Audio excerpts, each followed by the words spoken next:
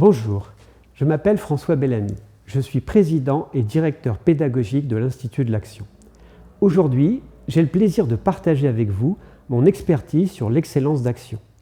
Mais revenons un peu en arrière sur mon propre parcours professionnel. J'ai travaillé pendant plus de 25 ans dans le monde de l'éducation, de la communication, du conseil en stratégie, puis du coaching. Mais c'est seulement récemment que j'ai enfin compris quel était le fil conducteur de ma vie professionnelle, mais aussi personnelle. Quand je dis récemment, c'était il y a déjà plus de 5 ans, quand j'ai rencontré Joël Guillon et qu'il m'a présenté sa découverte extraordinaire. C'est-à-dire que nous avons tous, chacun d'entre nous, un mode d'action unique qui nous rend excellents dans un domaine précis de notre vie personnelle comme professionnelle. Cette découverte, cette invention est pour moi tout simplement géniale. Et elle va changer votre vie à vous aussi. Je dis souvent que si Joël Guillon était américain, son invention lui aurait déjà rapporté des millions de dollars. Hélas, il est tout simplement de nationalité française, j'allais dire comme vous et moi, et Joël n'est ni sportif, ni cuisinier, ni artiste, ni ingénieur, ni même polytechnicien, et encore moins énarque.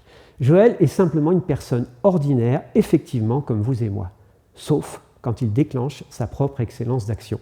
Excellence qui le rend extraordinaire, c'est-à-dire pas ordinaire du tout dans sa façon de transformer un certain type de situation défavorable en une situation favorable pour lui ou pour les autres. Pour vous expliquer ce qu'est l'excellence d'action, je vais justement prendre l'exemple de Joël. Cela va vous donner une idée plus concrète de comment se crée ce mystérieux pouvoir extraordinaire. Joël a aujourd'hui près de 75 ans. Enfant, il a été pendant des années privé de relations directes avec d'autres enfants. Sa belle-mère, avec laquelle son père s'était remarié après la mort de sa mère, peu de temps après sa naissance, était une femme pathologiquement très sévère. Elle interdisait au petit Joël d'être en contact avec des camarades de son âge et même de sortir. Seul, enfermé dans sa chambre, Joël, comme tous les enfants du monde, n'avait qu'un rêve, rejoindre les autres garçons et filles pour jouer avec eux. Faute de pouvoir le faire, Joël était condamné à les observer de loin, souvent à partir de la fenêtre de sa chambre ou encore sagement planté à côté de ses parents. Il les regardait courir, sauter, prendre la parole, écouter, se bagarrer, s'entraider, commander, obéir, bref, il les regardait attentivement agir face à toutes sortes de situations. Imaginez ce véritable supplice pour un enfant à qui on interdisait de bouger. Mais le petit Joël allait transformer ce terrible départ dans la vie en une force, un pouvoir exceptionnel, celui de pouvoir identifier à distance, en regardant et en écoutant, mais sans communiquer directement, la façon d'agir habituelle de tous les enfants qu'il observait régulièrement de loin, jusqu'au point de pouvoir prévoir leurs réactions, anticiper leurs comportements et leurs actions dans toutes les situations de jeu et d'interaction avec les autres enfants ou les adultes qui les entouraient. Évidemment, avec une telle privation de relations humaines, Joël, malgré toute sa connaissance aussi fine que précoce des comportements et des modes d'action de tout type de personnes, est resté une grande partie de sa vie un grand timide, comme on dit, et sans doute même l'est-il resté encore aujourd'hui. Mais peu à peu, à force de continuer d'observer les autres enfants, puis tous les autres adultes qu'il rencontrait, Joël est surtout devenu un expert exceptionnel de l'action, grâce à ce super pouvoir acquis très tôt d'identifier et anticiper les façons d'agir de ceux qui l'observaient. À travers les étapes de sa carrière, Joël a même réussi à transformer cette excellence d'action qu'il a construite sans s'en rendre compte durant toute son enfance en un véritable métier. Et ce métier, il l'a mis consciemment au service des experts et des entrepreneurs, puis au service des particuliers, des jeunes comme des moins jeunes, pour les aider à identifier et à valoriser au mieux leur pouvoir d'agir singulier. Qui, en effet, n'aurait pas envie de savoir là où il excelle dans l'action ? Sûrement pas vous, et sûrement pas moi. Maintenant que je sais que cela m'a apporté de découvrir mon super pouvoir depuis le 19 mai 2016, jour où Joël Guillon l'a identifié au cours d'un atelier collectif qui a changé ma vie. D'ailleurs, c'est quoi mon excellence d'action ? Eh bien, je vous réserve cette révélation pour la fin du cours, car je dois d'abord vous révéler pourquoi vous devez vous aussi découvrir votre excellence d'action, votre super pouvoir pour toute votre vie. Votre excellence d'action, c'est en fait votre mode opératoire identitaire et itératif. À partir de son excellence à identifier les modes d'action, Joël a pu comprendre qu'effectivement, chacun d'entre nous possédait ce qu'il a nommé un mode opératoire identitaire et itératif. Mode opératoire identitaire et itératif, c'est un nom un peu long, un peu compliqué, vous avez raison. Mais c'est un nom à 3 tiroirs, dans lequel on va trouver tout ce dont nous avons besoin pour comprendre théoriquement et surtout pratico-pratiquement qu'est-ce que c'est précisément que l'excellence d'action et surtout à quoi ça sert de la connaître. Mode opératoire identitaire et itératif, ouvrons un à un les 3 tiroirs de cette notion, de ce concept, et vous allez voir, c'est en fait assez simple. Premier tiroir, mode opératoire. Mode opératoire, modus operandi en latin, vous connaissez déjà cette expression, c'est ce qu'on appelle une façon d'agir, un mode d'action, parfois un tour de main, voire un mode d'emploi pour réussir telle ou telle chose. En général, un mode opératoire est constitué par une série d'actions qui se succèdent pour atteindre un but ou un objectif. Votre mode opératoire identitaire et itératif est lui aussi constitué par une série d'actions qui s'enchaînent ou s'entrelacent afin de transformer un certain type de situation, un contexte qui ne vous convient pas, en une situation qui vous convient mieux et qui constitue votre objectif. Autre caractéristique de ce mode opératoire, il se déclenche automatiquement, comme par exemple quand face à un vélo, vous enfourchez le vélo sans vous poser la question de savoir comment il faut faire pour pédaler, pour vous asseoir, mais vous savez sans avoir besoin de réfléchir que vous devez commencer par vous asseoir avant de pédaler. Une fois que vous avez appris à faire du vélo, vous savez le faire jusqu'à la fin de vos jours de cycliste. Et ça peut pédaler très vieux, un cycliste. Vous ne vous posez plus la question du comment faire du vélo, mais de savoir comment aller là où vous avez décidé d'aller. Pour le mode opératoire, c'est la même chose, car c'est aussi un processus d'action. Une fois que vous l'avez construit, et nous allons voir comment, il est stocké, comme tous les processus d'action, dans un type de mémoire qu'on appelle justement procédurale. Mémoire à laquelle on n'accède pas par les mots, mais en faisant, en agissant. Quand vous prenez un stylo pour écrire, par exemple, par le bon bout naturellement, vous n'avez pas besoin d'avoir conscience de comment vous faites. Ça se déclenche et c'est parti. Et même pendant le déroulement de ce geste habituel, vous n'avez même pas besoin ni de regarder le stylo, ni d'avoir pleinement conscience de ce que vous faites. Vous attrapez le stylo, puis vous écrivez. En somme, vous agissez, un point c'est tout. C'est cette absence de conscience qui risque de vous surprendre quand vous allez découvrir votre excellence d'action.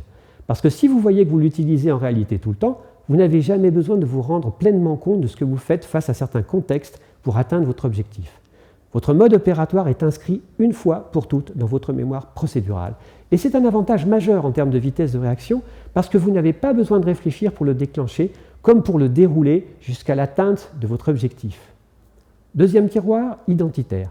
Mode opératoire identitaire.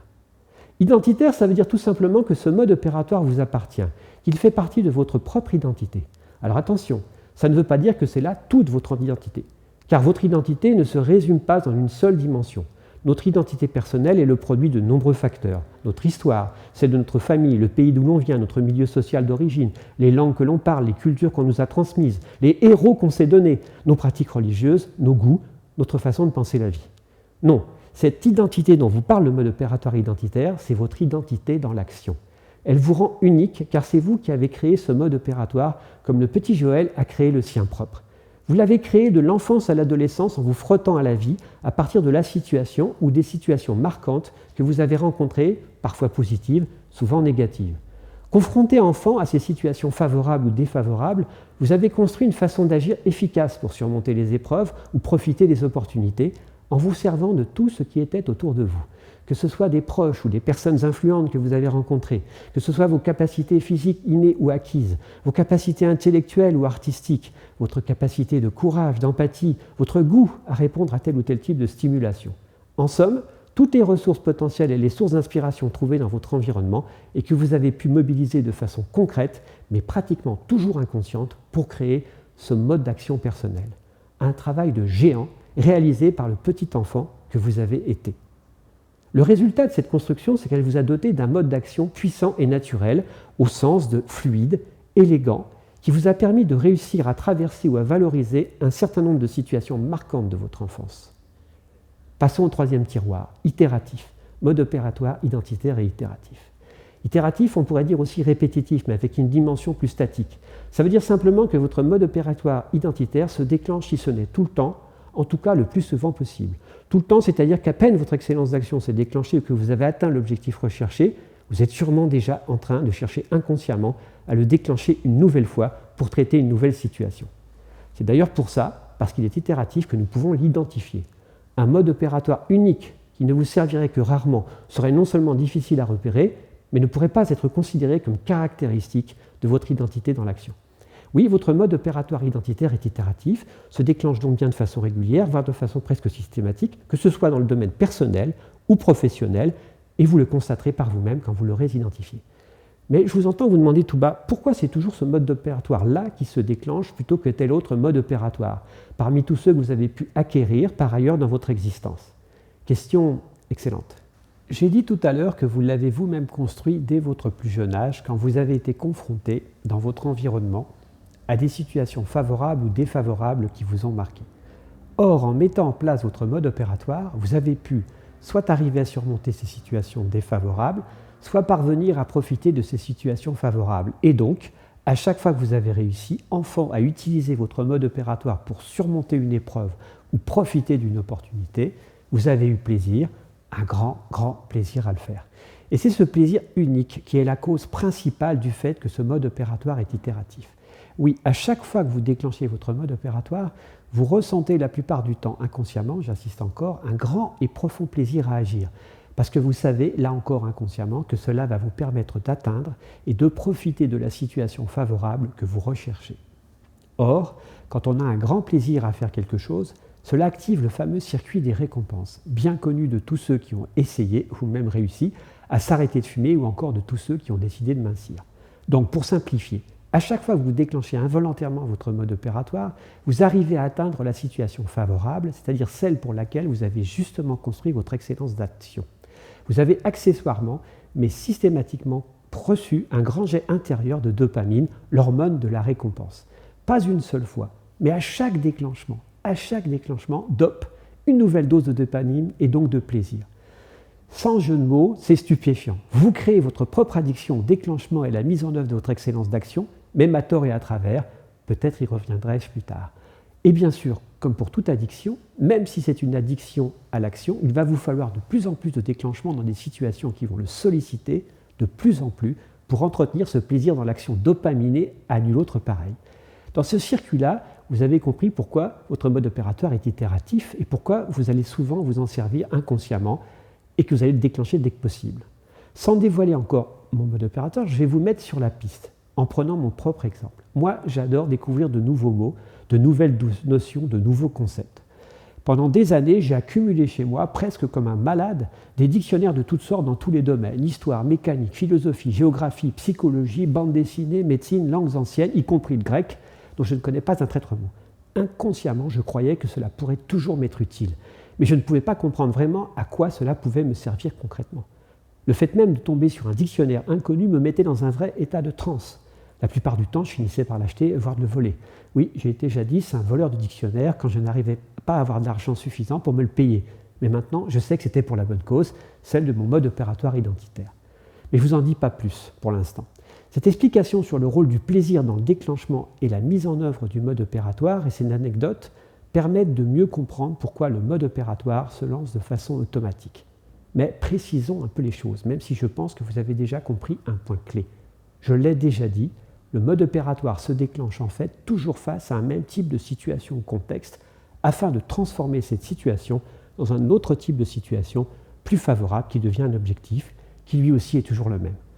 En fait, pour tirer le maximum de plaisir de son mode opératoire, il suffit de multiplier les occasions de son déclenchement, c'est-à-dire d'être confronté au type de situation qui le déclenche systématiquement. C'est QFD. Voilà pourquoi, inconsciemment ou consciemment, très rarement, vous êtes en permanence, comme chacun d'entre nous, à la recherche de la situation propice au déclenchement automatique de votre mode opératoire préféré. Et quand je dis vous êtes à la recherche, je devrais même dire que vous êtes dans une quête permanente de ce type de situation, comme moi avec mes dictionnaires ou mes mots nouveaux. Alors voilà, je résume ce que le contenu des 3 tiroirs nous a permis de comprendre. Votre excellence d'action se fonde sur votre mode opératoire identitaire et itératif, une façon d'agir qui constitue votre identité dans l'action parce que c'est vous qui l'avez construit. Une identité dans l'action d'autant plus ancrée en vous que c'est non seulement vous qui l'avez construite, mais qu'en plus vous l'utilisez de façon itérative, c'est-à-dire que votre mode opératoire se déclenche autant que c'est possible, de façon la plupart du temps inconsciente, mais toujours avec plaisir et efficacité pour atteindre le même type d'objectif. Et c'est toute cette mécanique bien huilée qui constitue votre domaine d'expertise dans l'action. Alors maintenant que vous connaissez le contenu des 3 tiroirs, nous pouvons l'appeler MO2I comme mode opératoire identitaire et itératif. MO2I, c'est un nom qui va nous faire gagner du temps et c'est souvent un plus dans le domaine de l'action. Nous allons regarder une très étonnante et très visuelle illustration de ce qu'est le mode opératoire en décryptant ensemble la bande-annonce d'un célèbre film de Disney, Les Indestructibles 2. Accrochez vos ceintures, on s'envole.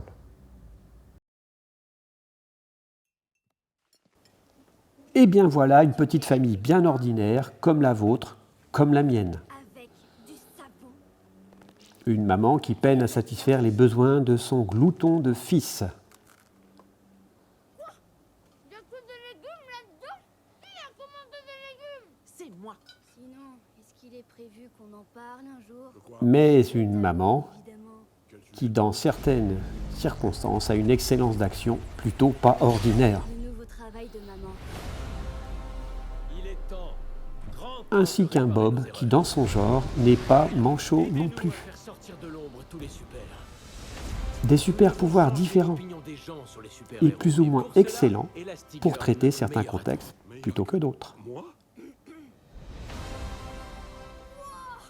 J'adore le nouveau travail de maman. Ah, que voilà une maman manifestement drivée par le plaisir dans l'action. Et un papa dont le super-pouvoir n'est pas celui de créer des pédagogies efficaces. Je connais pas cette méthode. Et pourquoi ils changent les maths? Les maths, c'est les maths. Les maths, c'est les maths. Allô? Ni un super-pouvoir éducatif pour faire grandir ses enfants dans la sérénité. C'est ça la crise d'adolescence? Et Jack Jack? Un papa dont le plaisir n'est pas de tenir un petit bout de chou qui s'amuse à lancer son mode opératoire à tort et à travers. Waouh, d'accord. Ça, c'est flippant. Mais revoici notre super-héroïne en plein plaisir dans l'action inconsciente. Même si parfois, elle se pose des questions de conscience. Mais c'est quoi mon objectif déclencheur? Eh oui, Bob, il est temps de se remettre au boulot. C'est-à-dire de lancer ton super-pouvoir. Oui, mais il est où ton contexte déclencheur?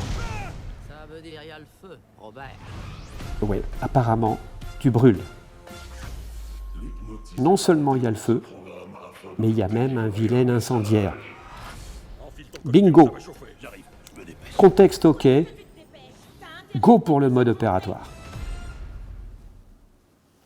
Si vous avez bien suivi la métaphore que je vous propose, vous comprenez qu'au fond, votre mode opératoire est en fait le super pouvoir qui fait aussi de vous un super expert, un super héros extraordinaire en 2 mots, dans certaines situations et contextes bien précis. Alors, puisque vous me suivez, j'imagine que cela commence à vous démanger de connaître votre MO2I pour savoir consciemment quelles sont les situations, les contextes dans lesquels vous agissez en expert avec maîtrise, élégance, fluidité, efficacité et surtout avec plaisir. Le paradoxe, c'est que si vous vous servez tous les jours de votre mode opératoire, c'est que c'est inconsciemment que ça se déclenche, comme tout automatisme d'action.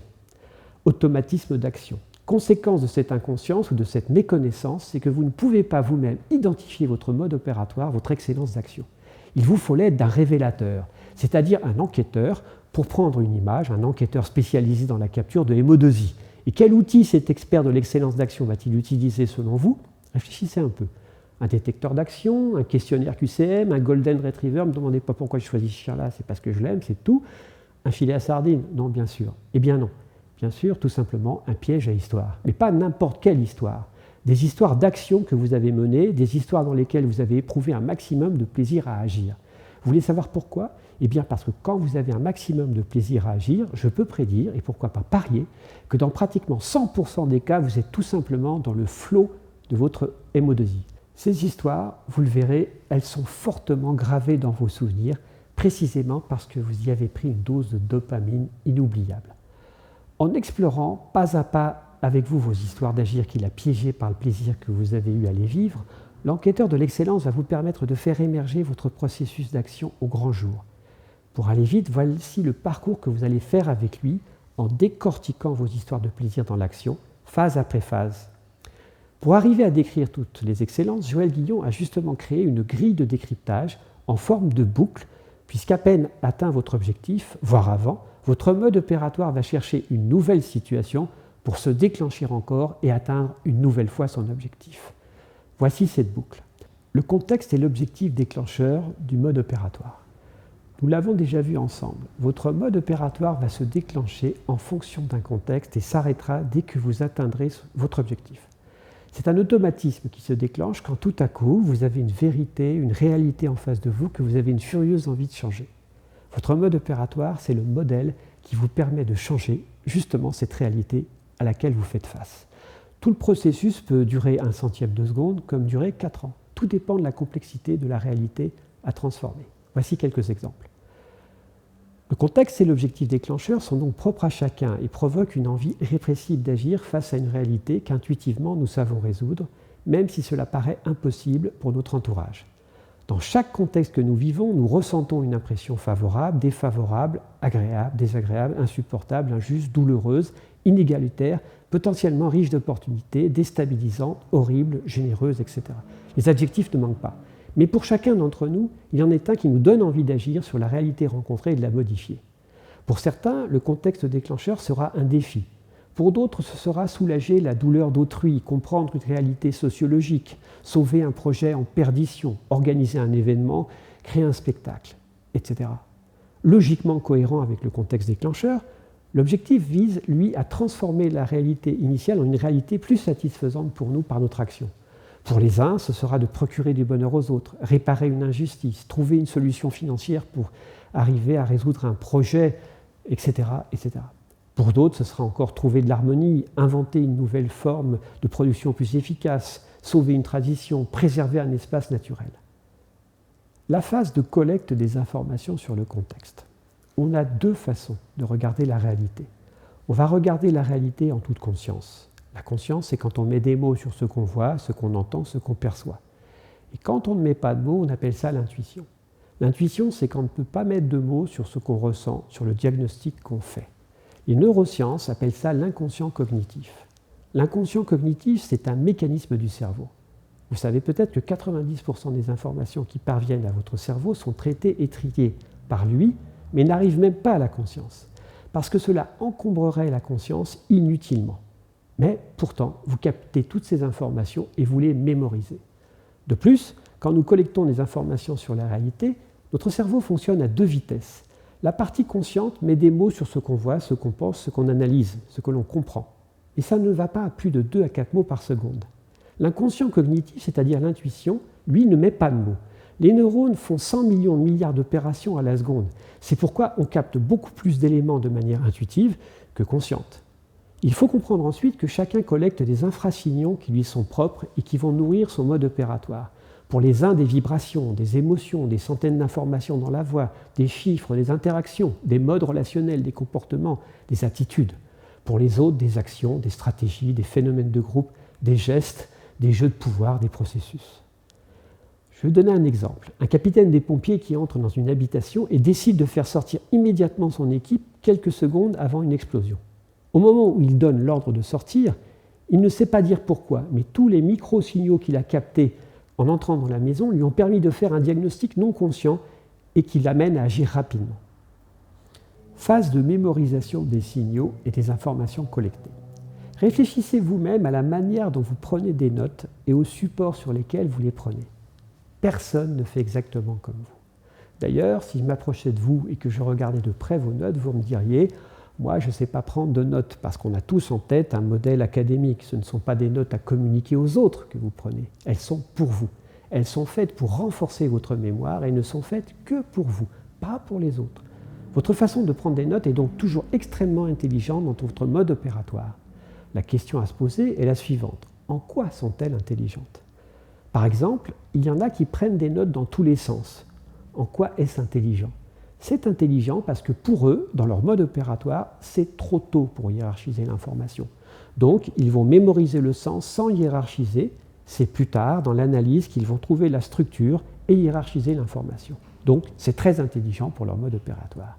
Autre exemple, certains prennent des notes de manière totalement éparse et éparpillée, comme cette personne qui notait tout sur des post-it et en tapissait tous les murs de son appartement dans tous les sens. Elle avait beau lutter contre ce qu'elle qualifiait de toc, c'était plus fort qu'elle. Dans ce cas, on peut affirmer que cette prise de notes était tout à fait cohérente et intelligente quand on la reliait à l'ensemble de son processus d'action, de son mode opératoire. En effet, pour cette personne, au moment de la collecte d'informations, qui est la première phase avant la mise à mémoire, il était trop tôt pour hiérarchiser l'information. Or, écrire de haut en bas sur une feuille de papier, c'est déjà hiérarchiser l'information. C'est plus tard, dans le déroulé de son processus, quand elle avait récolté toutes les informations utiles, sans aucun ordre ni aucune hiérarchie, qu'elle procédait alors à une hiérarchisation des informations collectées. Ce qui la mettait à l'abri d'une classification trop tôt qui aurait empêché de considérer exactement le sens de la réalité observée. D'autres vont d'emblée mémoriser toutes les informations dans une première grille qui va leur permettre de filtrer la réalité observée, les uns centrant sur les processus d'action, les autres sur les émotions, d'autres encore sur les chiffres, enfin d'autres sur les interactions, etc. Et après la mémorisation, vous allez passer à l'analyse. La phase d'analyse des informations. Analyser, qu'est-ce que c'est ? C'est révéler la structure de la réalité à transformer. Et là, problème. En gros, On effectue tous environ 5% de nos analyses en toute conscience, mais dans 95% du temps, nous ne savons pas comment se déroulent nos analyses. Objectivement, la vitesse de traitement de la conscience, 4-5 mots par seconde maximum, nous l'avons vu, n'est pas très élevée. Alors qu'est-ce qui se passe? Qu'est-ce que vous faites quand vous ne pensez à rien? Vous lâchez prise et le cerveau se met à analyser à 100 millions de milliards d'opérations à la seconde. Alors il y en a qui lancent le turbo de l'inconscient cognitif, c'est-à-dire de l'intuitif quand ils courent, d'autres quand ils conduisent, d'autres c'est sous la douche, d'autres en débouchant une bouteille, pourquoi pas. Une femme a découvert qu'en fait c'est quand elle se lavait les dents qu'elle lâchait le turbo. Du coup, comme elle disait, son dentiste était content et ça durait longtemps. On a chacun nos manières de faire lâcher prise à notre inconscient, et notre inconscient cognitif, avec ses 100 millions de milliards d'opérations à la seconde, et qui revisite tous nos savoir-faire passés, tous nos savoir-faire expérientiels, plus les informations connectées de manière consciente et inconsciente. Et à un moment donné, tout à coup, eureka, j'ai compris. Votre inconscient cognitif a fait son travail d'analyse et vous avez compris la structure de la situation. Ces analyses, mais qu'est-ce que c'est qu'analyser? Il n'y en a pas deux pareilles. Parce qu'en fonction des signaux et des informations, les analyses portent sur des émotions, des chiffres financiers ou physiques. D'autres font porter leurs analyses sur la stratégie, l'histoire. Ces analyses vont devenir notre source d'inventivité lors de la phase suivante. L'analyse est donc une forme de créativité, mais révélatrice en ce sens qu'elle révèle ce qui était caché dans l'observation de la réalité. Prenons un exemple. Ainsi, cette personne qui n'écrivait rien, mais dans sa tête traduisait tout en images. Dans sa grille d'analyse composée uniquement d'images, elle repérait visuellement et rapidement tous les manques qui mettaient en péril un projet, au grand étonnement de son entourage professionnel. Sa grille d'analyse visuelle était exceptionnelle dans sa forme et sa pertinence, alors qu'elle lui apparaissait ordinaire, qu'elle ne voyait pas comment faire autrement, s'interrogeant sur comment pouvaient penser les autres. Une autre personne, dans sa tête, classait les gens en lumière. Un tel était une lumière jaune-orangée, jaune irisée. Tel autre, une lumière verte à ondulation chaleureuse. Bien sûr, ça n'avait de sens que pour elle. Ce faisant, elle faisait l'économie de l'analyse par les mots, ce qui la rendait redoutable d'efficacité dans son métier de recruteur. Pour tel poste, elle savait exactement et presque instantanément quelle lumière pouvait convenir. Ensuite, pour ses clients, elle passait beaucoup de temps à justifier son choix et à nommer les caractéristiques de son candidat. Mais elle les avait vues en couleur. L'action est toujours plus rapide que les mots. Passons ensemble à la phase de création de solutions pour transformer la situation. À nouveau, la conscience va lâcher prise. Tout à coup, eureka! Eureka, c'est Archimède dans son bain il y a 2000 ans. Cela fonctionnait déjà comme ça, il y a plus de 2000 ans. Eureka, j'ai la solution. Et là, ça tourne dans votre tête. La conscience se met à discuter les solutions que vous a suggérées votre intuition, votre inconscient cognitif. Dans votre tête, il y a la petite voix qui dit « Non, je ne peux pas faire ça. C'est peut-être efficace, mais je ne vais pas faire ça. » Une petite voix discute? C'est votre conscience qui valide ou invalide la solution, qui reprend le volant à ce moment-là. Même si parfois, vous ne passez à l'action que si la conscience est d'accord. Exemple, on a filmé la prise de décision simple par IRM, imagerie par résonance magnétique. Elle apparaît dans le cerveau en 1 seconde, mais elle est précédée de 8 à 9 secondes d'activité neuronale. Ce temps, c'est le MO2I qui met en œuvre le cerveau cognitif. Passons justement à la phase de mise en œuvre de votre solution, de transformation afin d'atteindre votre objectif, la dernière phase. Mettre en œuvre leur solution, il y en a qui le font eux-mêmes. Il y en a d'autres qui délèguent et supervisent ou pas. Ou qui font des programmes pédagogiques, des stratégies financières ou des plans de communication. D'autres encore qui soignent à leur façon le corps ou l'esprit. D'autres qui créent des œuvres d'art ou des inventions utiles pour tous. Bref, chacun contribue à sa façon à changer le monde en respectant son objectif déclencheur. Objectif qui souvent, et c'est peut-être votre cas, se transforme en mission de vie. Ce qu'on appelle parfois une vocation. Alors maintenant, je pense que vous avez bien compris l'étonnante découverte que vous réserve la prise de conscience que vous avez, vous aussi, comme chacun d'entre nous, une excellence d'action, c'est-à-dire un super pouvoir singulier qui vous permet, dans un domaine précis de la réalité, d'agir avec puissance, maîtrise, élégance et plaisir pour transformer certains types de situations. Je commence même à penser que vous avez peut-être un commencement de soupçon ou un début de piste sur votre propre mode opératoire. Ce soupçon, il ne tient qu'à vous de le transformer en intime conviction en participant à un atelier collectif d'identification du mode opératoire. Et au fait, mon mode opératoire identitaire et itératif, finalement à moi, quel est-il? Avez-vous deviné? Avez-vous là aussi un soupçon? Pas encore. Tant pis, je vous lâche le morceau. En une seule phrase, mon mode opératoire, le voilà. j'ai l'art de construire du sens avec tous ceux qui l'ont perdu ou jamais trouvé pour les aider à vivre et à mourir. En tout cas, j'espère, et c'est le minimum que je puisse espérer de mon excellence d'action, j'espère que tout ce que je vous ai partagé fait sens pour vous et vous donne plus que jamais envie de vivre en exerçant avec un plaisir exceptionnel tout le super pouvoir de votre mode opératoire pour contribuer au monde dans votre vie professionnelle, comme dans votre vie personnelle, comme dans celle de tous ceux qui vous entourent.